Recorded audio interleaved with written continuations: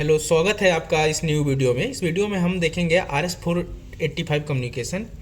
इसके बारे में थोड़ा सा अगर हम ब्रीफ दें तो RS485 की ज़रूरत क्यों पड़ी, क्योंकि जब हम अपना PC को सीरियल कम्युनिकेशन करते हैं तो सिंगल इंडेड ट्रांसमिशन होता है, तो हम इसको डिफरेंशियल सिग्नल में कन्वर्ट करते हैं। ऐसा क्यों करते हैं? ताकि हमारा जो हम हैं अपनी डाटा को ज़्यादा अप्रॉक्स 1200 मीटर तक ट्रांसमिट कर पाएँ, और इससे नॉइस रेजिस्टेंस होता है और लॉन्ग ड्यूरेशन तक कर सकते हैं। तो इसके लिए हम पहले आपको हार्डवेयर दिखाते हैं, फिर अपनी इस वैल्यू को मोड स्कैन 64 पे दिखाएंगे, फिर इस वैल्यू को हम अपना आर्डिनो कोड कैसे जो डंप किया है उसको दिखाएंगे, फिर हम इस वैल्यू को लैब व्यू में दिखाएंगे, फिर उसके बाद हम डॉक्यूमेंट प्रिपेयर किए हैं इस पूरे मेथड के लिए उसको भी दिखाएंगे। तो ये टोटल हमारा 21 एनालॉग पिन है, जिसमें हम एक मल्टीप्लेक्सर यूज किए हैं। मल्टीप्लेक्सर 74HC4067 इसका नंबर है, और हमने आर्डिनो यूनो यूज किया है, और हमने मैक्स 485 का कन्वर्टर यूज किया है, जो कि TTL टू डिफरेंशियल सिग्नल में कन्वर्ट कर रहा है, और USB यूज की है जो है कि RS485 टू USB में कन्वर्ट कर रही है। सो हम यहाँ से देखते हैं कि हमारे पास 12 पोटेंशियोमीटर है। टोटल हम 21 एनालॉग पिन को असाइन किए हैं, लेकिन हमारे पास फिलहाल एक ही पोटेंशियोमीटर है जिसमें 12 वैल्यू हम चेंज कर सकते हैं। बाकी जो वैल्यू हमें वहाँ दिखेंगी मोड स्कैन 64 में या लैब व्यू में, वो सारी वैल्यू फ्लोटिंग वैल्यू होंगी। सो हम सिर्फ शुरू के 12 वैल्यू पे कंसंट्रेट करेंगे, बाकी वैल्यू को छोड़ देंगे क्योंकि हम बाकी वैल्यू फ्लोटिंग वैल्यू हैं। सो हम इतनी ही वैल्यू को मोड स्कैन 64 पे देखेंगे।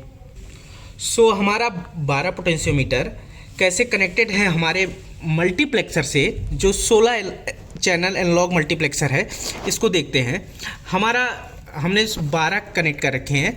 तो पहले C0 यहाँ पे आप देख रहे हो सकता है विजुअल ना हो, लेकिन आप देखने का C0 कनेक्टेड है एक पोटेंशियोमीटर से, C1 कनेक्टेड है, C2 कनेक्टेड है, C3 कनेक्टेड है, C4 connected, C5, C6, C7, C8, C9, C10, C11, total C0 to C11 12 हुए। और हमारा आप देखते होगे, अगर आप डिजिटल इलेक्ट्रॉनिक्स में देखते होगे तो S0, S1, S2, S3, S4 होता है, जो कि सिलेक्शन होता है। अगर चारों S0, S1, S2, S4 चारों जीरो होते हैं तो हमारा जीरो बिट यानी C0 सेलेक्ट होगा। इसके लिए हमने S0 को अपना कनेक्ट कर रखा है आर्डिनो के 4th पिन से, S1 को 5 से, S2 को 6 से, S3 को 7 से, जिसमें S3 मेरा मोस्ट सिग्निफिकेंट बिट है, S0 लीस्ट सिग्निफिकेंट बिट है। और हमने अपने मल्टीप्लेक्सर का इनेबल पिन को ग्राउंड से कनेक्ट कर रखा है, जो कि हमेशा डाटा को सेंड करते रहेगा हमारा मल्टीप्लेक्सर। और इसके VCC और ग्राउंड को हमने 5 वोल्ट प्रोवाइड किया है आर्डिनो की हेल्प से। फिर हम आगे देखते हैं वीडियो में। सो हम मैक्स 485 IC को देखते हैं, इस जो RS485 पे कैसे कन्वर्ट करता है। इसमें वन इंड को देखते हैं हम, DI, DE, RE, RO। तो जो है RO है रिसीवर आउटपुट है, ये कन्वर्ट होता है हमारे D10 पिन से आर्डिनो यूनो के। और D11 पिन जो है वो DI ड्राइवर इनपुट पिन है, जो कि हमारे D11 से कनेक्ट होता है। और D2 पिन है, उसमें हमारा ड्राइवर इनेबल और रिसीवर इनेबल दोनों शॉर्ट होते हैं, और वो दोनों शॉर्ट होके जाके हमारे D2 से कन्वर्ट होते हैं। ऐसा क्यों होता है? जब DE RE है तो DE में ड्राइवर इनेबल पिन जब 1 होता है तो हमारा value DE driver enable, RE receiver enable. DE driver enable जब 1 होता है तो इनेबल ट्रांसमिट होता है, जब RE 0 होता है तो इनेबल रिसीव होता है। तो और बाकी A और आगे चलकर A और B में कन्वर्ट होता है। A B हमारा USB से कनेक्टेड होता है, और इसमें हम VCC और ग्राउंड प्रोवाइड करते हैं आर्डिनो से। आगे इसको मोड स्कैन में हमारी वैल्यू कैसे जा रही है उसको दिखाते हैं। सो हम मोड स्कैन 64 का फ्री वर्जन यूज़ कर रहे हैं। तो हम देखते हैं, जैसे कॉयल स्टेटस है, इसमें 4 रजिस्टर होते हैं। Coil status, input status, holding register, input register. Coil status 1 bit का रजिस्टर है, इनपुट स्टेटस 1 बिट का रजिस्टर है, होल्डिंग रजिस्टर 16 बिट का, इनपुट रजिस्टर 16 बिट का। तो हम इसमें होल्डिंग रजिस्टर यूज करते हैं, जो कि रीड और राइट के लिए दोनों यूज होता है। तो होल्डिंग रजिस्टर को सिलेक्ट किया हमने, लेंथ ले लिया 45 हमारे पास है। तो अब हम कनेक्ट करते हैं। कनेक्ट में जाके हमारा ये सब पहले से फिक्स है। सिलेक्ट किया, ओके किया।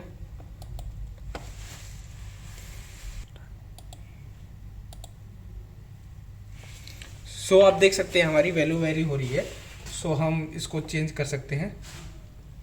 0 हो गया, और यहाँ पे आप देख सकते हो 4.99 हो गया। ऐसे हम सारी वैल्यू को अपने हो गया। आप यहाँ पे गौर कर रहे होगे कि हमने 2 एड्रेस के लिए एक वैल्यू चूज किया है। ऐसा क्यों किया? क्योंकि होल्डिंग रजिस्टर 16 बिट का है और हम जो वैल्यू दे रहे हैं वो फ्लोट टाइप है, तो 32 बिट रिक्वायर्ड है। तो हम 2 एड्रेस को यूज कर रहे हैं एक वैल्यू को डिस्प्ले करने के लिए। ऐसा हम बाकी हर एक के साथ कर सकते हैं।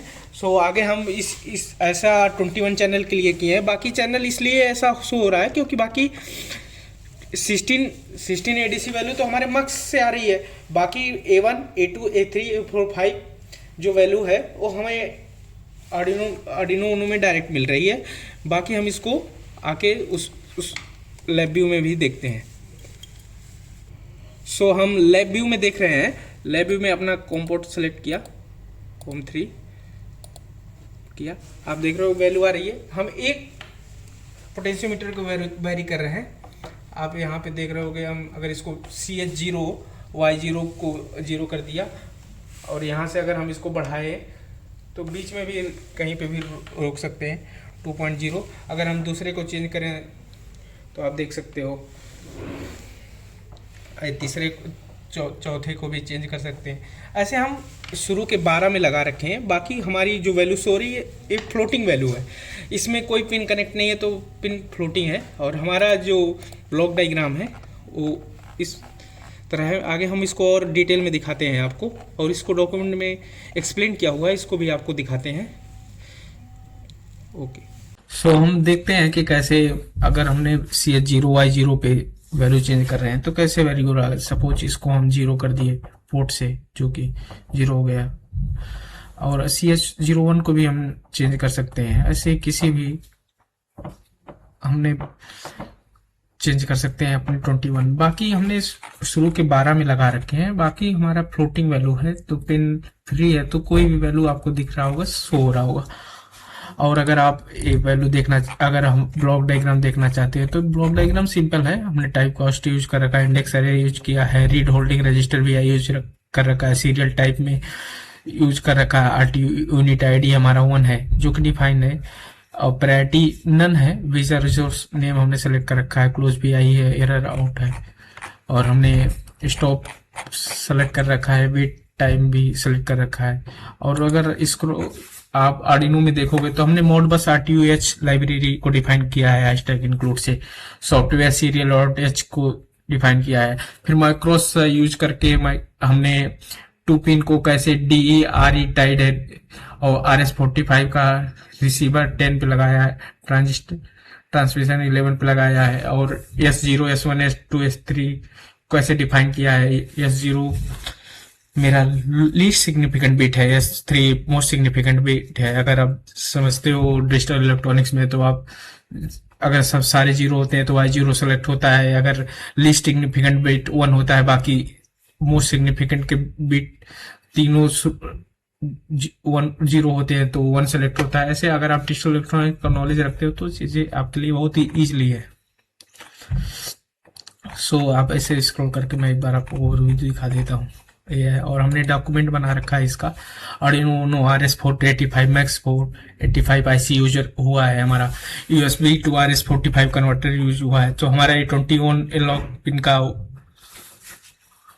था, और इसमें 16 वोल्टेज मक्स से आ रहे थे, 5 वोल्टेज Arduino A1 से A5 तक के आ रहे थे। अगर मैं इस पूरे डॉक्यूमेंट को स्क्रॉल करता हूँ, तो अगर आप इसको वन रीडिंग करोगे तो आपको सारी चीज़ें क्लियरली समझ में आ जाएंगी। एक बहुत ही अच्छे तरीके से डॉक्यूमेंट बनाया गया है। सो यहाँ पे we convert each analog input into voltage 0 to 5 volt. तो फिर यहाँ पे हमने बता रखा है कि क्यों मोडबस आरटीयू और RS-45 की जरूरत पड़ी। हार्डवेयर में हमने आर्डिनो यूज किया है, जो कि वीडियो की शुरुआत में हमने बता रखा है। 74SC406 760 channel analogue multiplexer use कर रखा है। मैक्स 485 मॉड्यूल यूज कर रखा है, जो कि डिटेल्स को RS-45 485 में कन्वर्ट करता है। फिर USB टू RS-485 कन्वर्ट कर रखा। फिर हमने इसको एक्सप्लेन किया है। फिर एक पिक लगाया है उस अपने 16 चैनल एनालॉग मल्टीप्लेक्सर का। फिर इंपॉर्टेंट पिंस को डिस्क्राइब किया है कि channels pin 16 input C0 C15। फिर कॉमन आउटपुट पिन को हमने जहां से हमने हमारा एक पिन जो A0 पे जा रहा है, जो कि 16 ADC वैल्यू को कर रहा है, ऐसे हम 16 ADC इंटू 6 करके मतलब बहुत सारे एनालॉग पिन को डिफाइन कर सकते हैं एक आर्डिनो बोर्ड से। तो हमने 21 ही किया है, आप उससे ज्यादा भी कर सकते हो। तो जैसे हमने कहा था कि S3 मोस्ट सिग्निफिकेंट बिट है, S0 लीस्ट सिग्निफिकेंट बिट है। अगर सारे 0 होते हैं तो C0 कनेक्टेड होता है, अगर 001 होता है तो C1 कनेक्टेड होता है, अगर सारे 1 होते हैं C15 कनेक्टेड होता है। ये रिच इलेक्ट्रॉनिक्स है। फिर हमने बताया कि मक्स का अगर इनेबल पिन है तो यूजुअली एक्टिव लो पर मक्स जो होता है इनेबल होता है और हाई पे डिसेबल होता है। तो इसलिए हम इनेबल पिन को ग्राउंड में कनेक्ट कर देते हैं आर्डिनो के। फिर पावर पिन्स होते हैं मक्स के 5 वोल्ट ग्राउंड, इसको कनेक्ट करते हैं।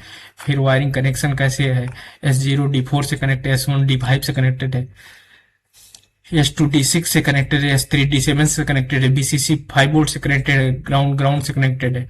Potentiometer connection for each port, potentiometer का कनेक्शन है। और डायरेक्ट एनालॉग पिन्स आप देख सकते हो यहाँ पे A1 A2 A3 4 5 जो आर्डिनो के हैं वो डायरेक्ट कनेक्टेड है। मक्स 485 मॉड्यूल हम डायरेक्ट पिन देख रहे हैं। डायरेक्ट पिन आर्डिनो के जो A1 A5 है, एक कनेक्ट है 5 और 16 हुए तो 21 हो गए टोटल। फिर मैक्स 485 जो IC यूज किया रखा हमने, तो उसको क्यों यूज किया है, ये सब सारी चीज मेंशन है इस डॉक्यूमेंट में। हमने ये भी बता रखा है पिछले वीडियो में। Driver input receive TTL transmission from Arduino और RO receiver output gives TTL RX to Arduino. Driver enable transmit और ये कॉम्प्लीमेंट ऑफ आ रही है। Receiver enable receive active low, मतलब जब 0 होगा तब रिसीव करेगा। इन मोस्ट मॉड इस मॉड्यूल में भी यूज हो रहा है। D and complement of RE R tied together and controlled by 1 pin.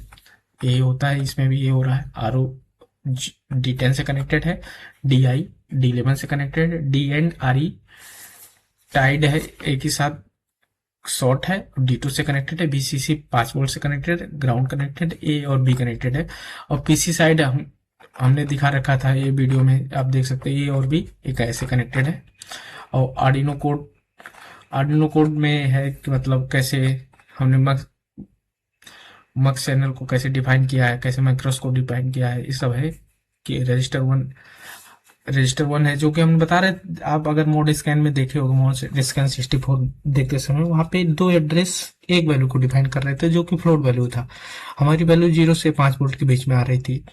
तो उसमें हम जो 16 बिट है और 16 बिट के 2 रजिस्टर है, 32 बिट यूज कर रहे थे।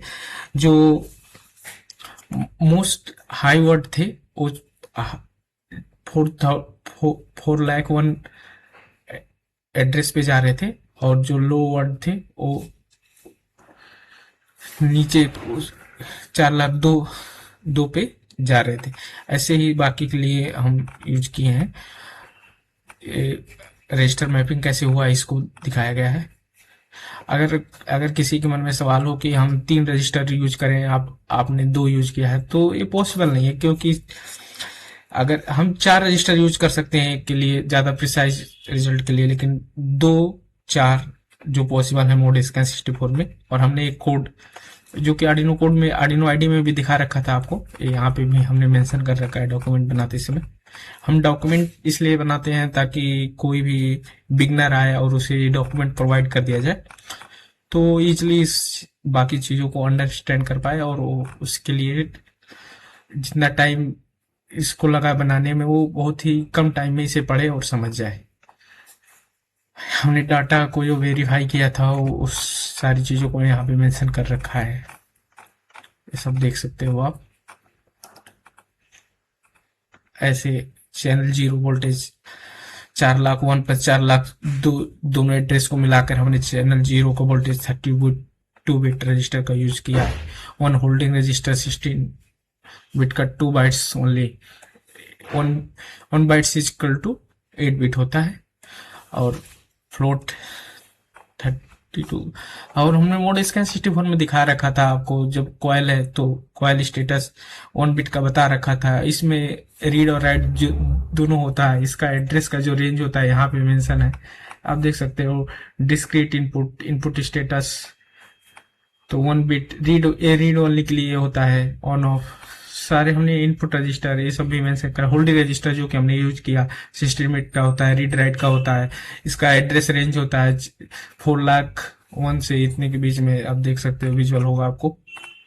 और ये सारी चीजें फिर हमने लैब व्यू भी आपको दिखा रखा है, लैब व्यू का सारा एक्सप्लेनेशन है इसमें, कैसे हमने हर एक चीज को ऐड किया। फ्रंट पैनल पे block diagram, new serial master, कैसे वाइल लूप, ये सारी चीजें यहाँ पे हमने मेंशन कर रखा है। ओके, सो यही तक था हमारा। Thank you for watching this video. Please like and subscribe this channel for more video related to LabVIEW hardware parts. So thank you so much.